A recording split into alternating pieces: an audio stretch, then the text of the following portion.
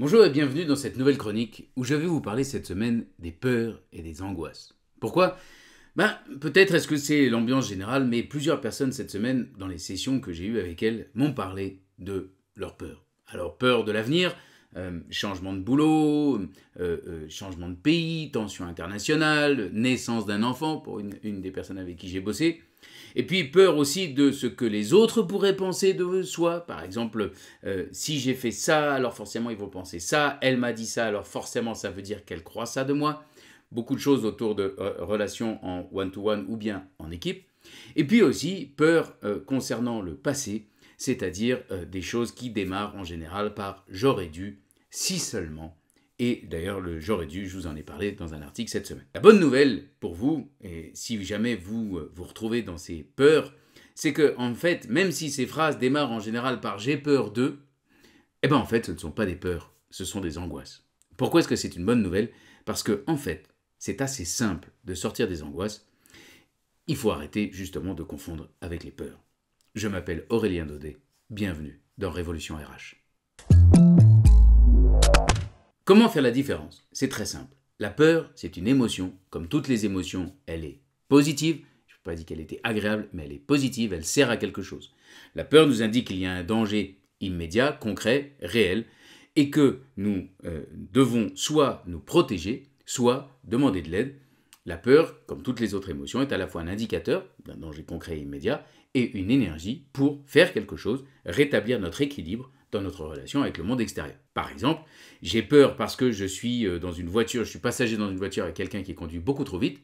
J'ai l'impression que nous commençons à risquer de prendre des accidents. C'est sain d'avoir peur et d'utiliser cette peur pour dire « stop, arrête, ralentis, je te demande de faire ça pour moi ». Ou bien arrête-toi et je descends de ta voiture. J'ai peur parce que je suis dans un bar et qu'il y a quelqu'un d'alcoolisé qui commence à me menacer et qui a l'air de effectivement commencer à serrer les poings et s'approcher de moi avec une attitude menaçante. C'est très sain d'avoir peur.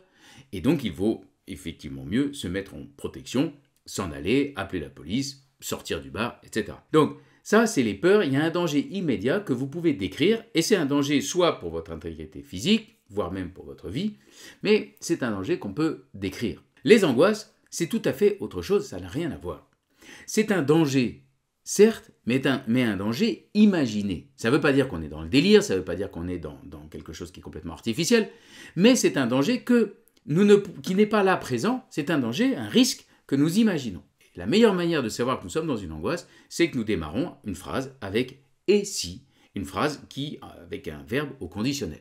Donc, l'angoisse, c'est toujours quelque chose qui, au contraire de la peur, qui est une émotion positive, saine, qui nous permet de rétablir notre lien avec le monde, une angoisse, en fait, nous avons l'impression que ça sert à nous protéger. D'ailleurs, les gens à qui je dis attention, c'est une angoisse, viens, on va trouver le moyen d'en sortir, me disent mais enfin, si je suis angoissé, si je m'angoisse à propos de ça, c'est une attitude rationnelle. L'idée cachée derrière, c'est si je suis suffisamment angoissé à propos de choses qui pourraient se produire, alors je vais réussir à les éviter. L'idée même étant parfois poussée jusqu'à l'extrême, c'est-à-dire je me prépare au worst case scénario, le pire qui pourrait m'arriver, comme ça, quoi qu'il arrive, je serai prêt. En fait, c'est pas du tout un raisonnement logique. Parce que, de deux choses une, soit vous préparez le pire, et ensuite le risque ne se produit pas, ce que vous craignez ne se produit pas, et vous allez croire que, tu vois, j'avais bien raison de m'angoisser. En fait, non, c'est peut-être simplement que votre estimation de ce risque était fausse, et que finalement, il y avait très peu de chances que ça se produise. Et vous vous êtes gâché la vie pendant un certain temps pour rien. Autre possibilité, le risque se concrétise, et alors là, vous vous dites « Ah, tu vois bien que j'avais raison de m'angoisser, mais en fait, peut-être que c'est à force de vous concentrer sur quelque chose qui pourrait se produire que ça a fini par se produire. » L'image que j'aime bien utiliser, c'est celle du rond-point, où vous rentrez en voiture, en moto ou même en vélo, et quand vous êtes dans le rond-point, l'idée, ce qu'on nous a appris, c'est à regarder l'endroit vers lequel on veut aller, c'est-à-dire en général la route par laquelle on veut sortir. Bon, en gardant un petit clin d'œil sur les voitures qui pourraient rentrer, mais enfin, on regarde plutôt l'endroit où on veut aller, la destination. Si vous regardez uniquement les voitures qui pourrait rentrer. Ou si vous regardez uniquement le bord du rond-point central, du terre-plein central, eh ben, je vous l'annonce, vous allez finir par vous les cogner. Parce que votre cerveau va là où votre œil regarde. Donc, l'important, c'est vraiment de vous dire, ok, peut-être qu'à force de me concentrer sur le risque, et c'est le principe d'une angoisse, peut-être que j'ai fini par provoquer ça. Exemple classique, vous avez l'impression qu'il y a des tensions avec votre boss, vous commencez à vous angoisser en vous disant « Ah bah donc il m'a dans le nez et donc a priori, voire même c'est sûr, donc voilà, j'ai bien raison de m'angoisser, c'est sûr, il va me virer. » Du coup, vous commencez à avoir des comportements liés à ce que vous êtes en train de croire comme certains. Vous commencez à rentrer en réunion en étant tendu, à contester fortement la position de votre patron, etc., jusqu'au moment où lui finit par se dire « Bon, cette personne, il vaut mieux la sortir, elle met une ambiance détestable dans l'équipe. » Ou dans l'autre sens, toujours pour la même raison, vous avez l'impression que votre patron vous a dans le pif, et du coup, vous faites au contraire, vous essayez de vous faire trop petit, de ne pas prendre trop de place, de pas, voilà, vraiment juste rester sous le radar. Le résultat des courses, c'est qu'à bout d'un moment, la personne qui manage l'équipe va dire « Bon, cette personne, elle n'apporte rien à l'équipe. Donc, s'il faut virer quelqu'un, autant que ce soit elle. » Donc, dans tous les cas, l'angoisse ne sert pas du tout comme un comportement rationnel. L'angoisse, en fait, a un autre but, beaucoup plus caché, qui est de nous empêcher d'aller explorer aux frontières de ce que nous faisons actuellement. Une partie de nous a envie d'y aller, et une autre partie de nous met en place des barrières, l'angoisse et, à terme, le sabotage, pour nous maintenir dans ce qui paraît à ce moment-là, pour cette partie de nous, quelque chose de plus safe. Ça n'est pas le monde extérieur qui produit des angoisses chez nous. C'est pour ça que je réagis toujours quand j'entends des personnes avec qui je travaille dire « ça m'angoisse, ça me fait peur ». Non, c'est pas ça me fait peur, c'est « je m'angoisse » à propos de quelque chose, mais dans un but dont tu n'es peut-être pas tout à fait conscient encore ici et maintenant. Une fois qu'on a dit tout ça, évidemment, la solution pour sortir des angoisses n'est pas du tout de sauter dans le vide, de faire comme s'il n'y avait pas besoin d'avoir du contrôle, le faux, le mauvais, le stupide lâcher-prise que je vois parfois traîner sur les réseaux sociaux. Non, l'idée est d'utiliser notre instinct de contrôle et notre puissance de contrôle, mais de l'utiliser de manière saine. Donc je vais vous proposer 3 techniques simples pour sortir des angoisses. Ces 3 techniques, vous pouvez utiliser l'une, l'autre, celle que vous voulez, ou bien vous pouvez aussi faire des combos en fonction de ce qui se passe. Ces 3 stratégies font appel à une rationalité dans l'ici et maintenant, avec première stratégie, compter, deuxième stratégie, agir, troisième stratégie, rire. La première stratégie, celle que j'appelle compter, consiste à démonter le mécanisme fondamental des angoisses pour revenir dans l'ici et maintenant. Pourquoi ? Parce que le piège fondamental des angoisses, c'est que on fait une succession de « et si il se passe ça », « et si ensuite il se passe ça », « et si ensuite il se passe ça », et très très vite et souvent sans s'en rendre compte, en fait, on passe de « et si » à « et donc il va se passer ça », et donc il va se passer ça, et donc il va se passer ça. C'est-à-dire qu'on passe d'un enchaînement de choses possibles à un enchaînement de choses certaines. Pour sortir de ça, il faut 2 étapes. Première étape, écrire la succession des enchaînements, des choses qui pourraient se passer, en remettant bien le « et si », et ensuite calculer les probabilités. Par exemple, imaginons vous sortez d'une réunion, dans une réunion vous avez présenté un projet, et à un moment il y a eu une question de Bertrand, on va dire que Bertrand est le CEO de la boîte, vous êtes la DRH et vous avez fait votre présentation, le CEO vous a posé une question à laquelle vous n'avez pas su répondre. Et vous sortez de là et vous commencez à démarrer le processus des angoisses. Et vous vous dites oh, ils vont tous penser que je suis incompétent. Pourquoi vous arrivez à cette conclusion ? C'est que, en fait, ce qui s'est passé, c'est j'ai dit quelque chose. Il y a une remarque de quelqu'un où je n'ai pas eu su répondre.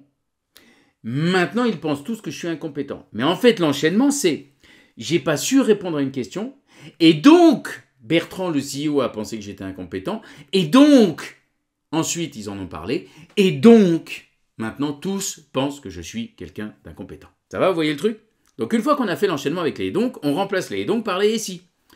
J'ai pas su répondre à une question, peut-être que Bertrand, le CEO, a pensé que j'étais incompétent, peut-être qu'ensuite ils en ont parlé ensemble, peut-être que finalement ils pensent tous que je suis incompétente. Une fois que vous avez fait l'alignement avec les peut-être, eh ben vous continuez en dessous et vous mettez en dessous de chaque peut-être une probabilité.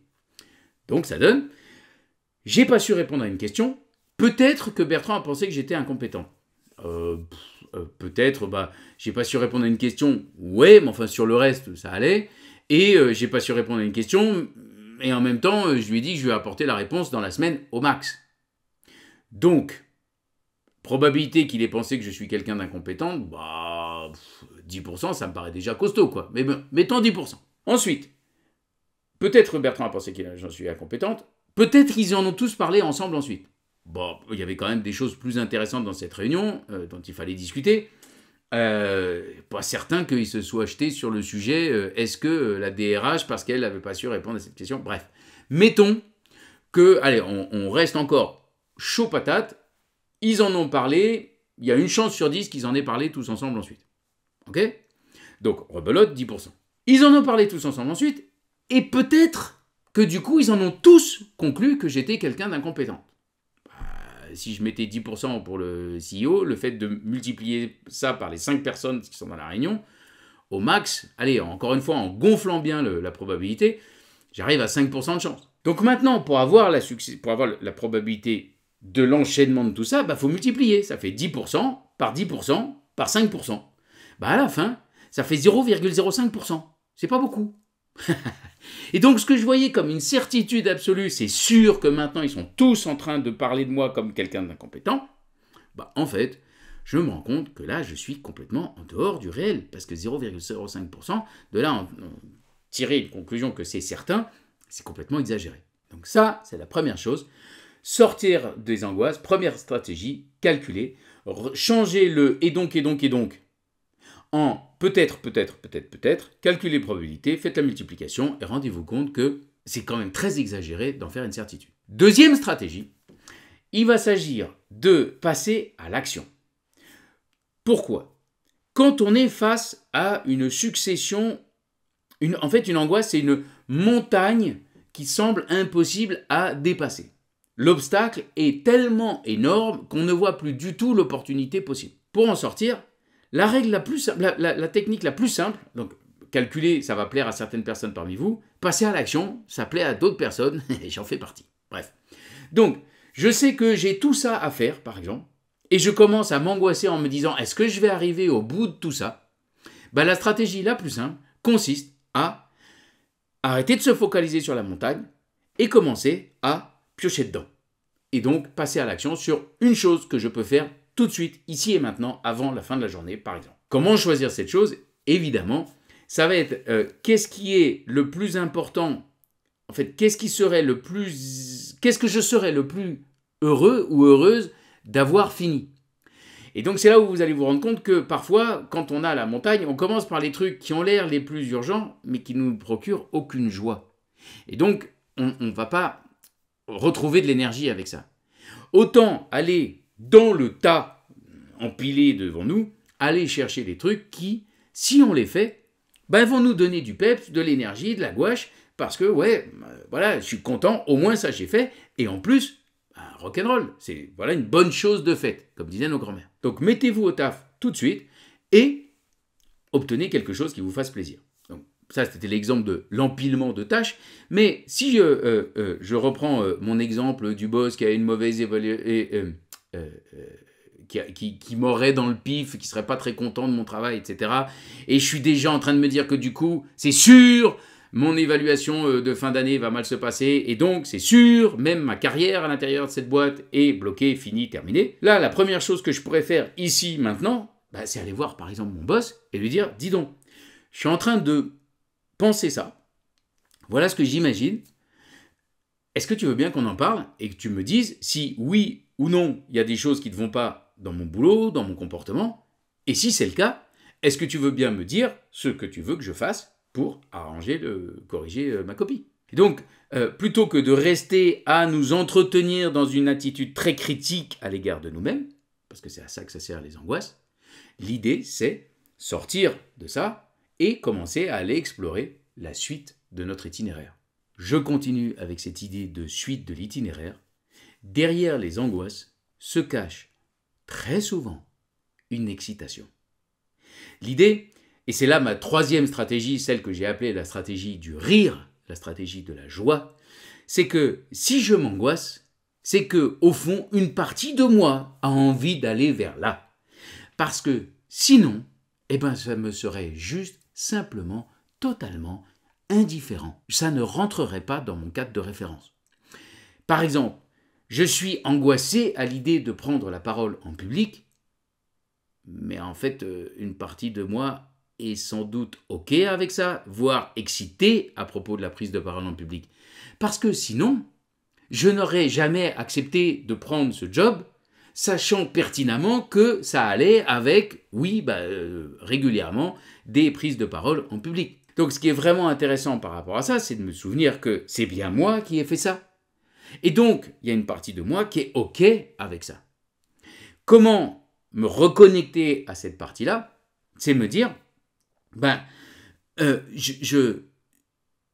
j'ai envie de ça, donc ça veut dire qu'il doit y avoir des choses en moi, des compétences à développer, et au lieu de me bloquer en me disant « je n'y arriverai jamais », il vaut mieux se dire « je n'y arrive pas encore », qu'est-ce que je pourrais bien faire maintenant pour arriver à ce truc et me féliciter à la fin. Si je prends un autre exemple, qui est l'exemple je n'arrive pas à atteindre mes objectifs, j'arrive pas à recruter toutes les personnes que je veux recruter, je n'arrive pas à mes objectifs commerciaux, quels qu'ils soient, je m'angoisse à l'idée de ne pas y arriver, mais il y a une partie de moi qui sait que je suis capable d'y arriver, qui se souvient de fois où j'y suis arrivé, parce que si cette partie de moi n'était pas du tout OK avec ça, j'aurais juste lâché l'affaire et changé de boulot depuis bien longtemps. Donc pour en sortir,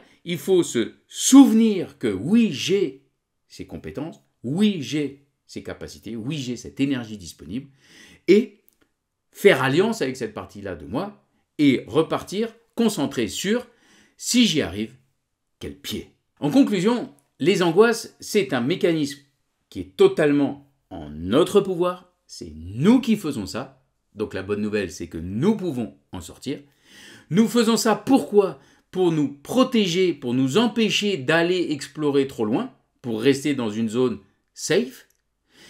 Pour en sortir, 3 techniques, calculer, faire, rire, et une fois que vous avez fait tout ça, même si vous n'êtes pas arrivé exactement au résultat parfait, complet, idéal que vous aviez imaginé, mais que déjà vous avez fait un pas dans la bonne direction, alors, écoutez-moi bien, félicitez-vous, offrez-vous un cadeau, notez le soir dans votre carnet où vous notez vos 3 joies du jour, notez ça j'ai fait, je suis sorti partiellement ou complètement de l'angoisse, bravo à moi. Si vous faites ça, en fait, vous apprenez à votre cerveau que c'est OK comme technique, qu'il a bien raison de tester cette nouvelle habitude, et du coup, la fois d'après, il y a des chances que, plus facilement, vous preniez ce chemin ou ces chemins pour sortir des angoisses, au lieu de continuer dans l'habitude antérieure, qui est celle des angoisses. Vraiment. Chose extrêmement importante, mais qui est valable pour tous les changements de comportement externes ou internes. Félicitez-vous quand vous testez quelque chose de nouveau, quel que soit le résultat. Très bonne semaine à tous.